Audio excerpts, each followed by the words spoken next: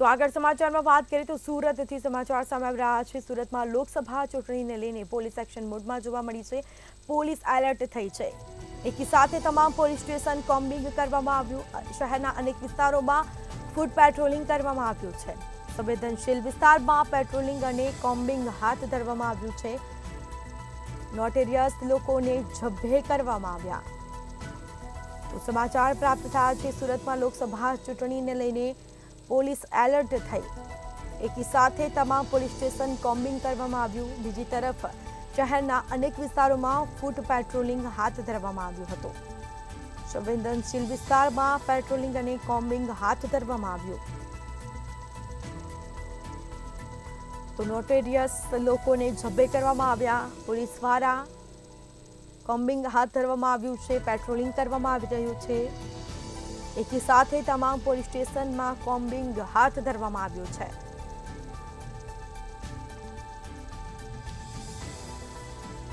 તો લોકસભા ચૂંટણીને લઈને પોલીસ એલર્ટ થઈ છે। સમાચાર પ્રાપ્ત થયા એકી સાથે તમામ પોલીસ સ્ટેશનમાં કોમ્બિંગ હાથ ધરવામાં આવ્યું છે। તો શહેરના અનેક વિસ્તારમાં ફૂટ પેટ્રોલિંગ કરાશે। સંવેદનશીલ વિસ્તારમાં પેટ્રોલિંગ અને કોમ્બિંગ હાથ ધરવામાં આવ્યું છે। તો વધુ વિગતો સાથે સંવાદદાતા દિવેશ પરમાર આપણી સાથે ફોન લાઈન પર જોડાઈ ગયા છે। જી, લોકસભા ચૂંટણીને લઈને પોલીસ એક્શન મોડમાં જોવા મળી છે, શું માહિતી? ચોક્કસથી જે પ્રકારે લોકસભાની ચૂંટણી છે અને તેને લઈને પોલીસ જે સજ્જ થઈ ગઈ છે, કારણ કે જે પ્રકારે ચૂંટણી છે અને ચૂંટણી દરમિયાન કોઈ પણ પ્રકારનો અનિષ્ટ બનાવ ન બને તે માટે થઈને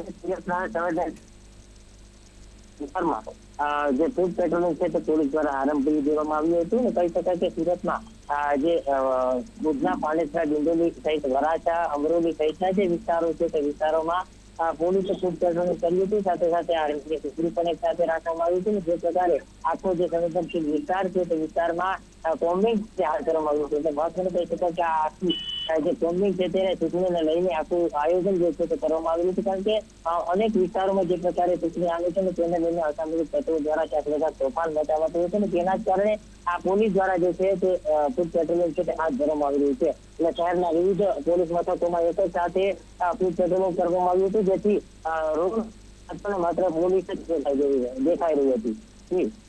હજી કહી શકાય કે કોઈ શંકાસ્પદ વ્યક્તિ જણાય તો તેની સામે કયા પ્રકારની કાર્યવાહી કરવામાં આવી રહી છે?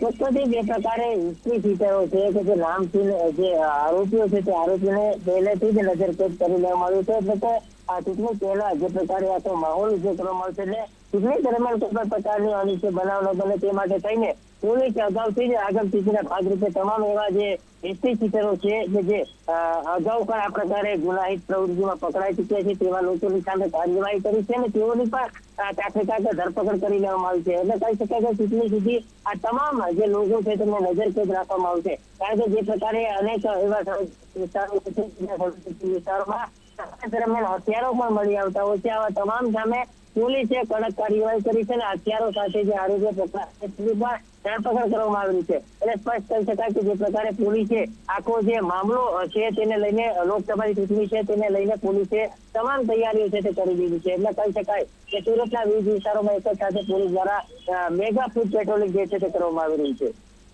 જી બિલકુલથી તમામ જાણકારી આપવા બદલ આપનો આભાર। સુરતમાં લોકસભા ચૂંટણીને લઈને પોલીસ એલર્ટ થઈ છે કે સાથે તમામ પોલીસ સ્ટેશન કોમ્બિંગ કરવામાં આવ્યું। તો શહેરના અનેક વિસ્તારોમાં ફૂટ પેટ્રોલિંગ કરવામાં આવી રહ્યું છે।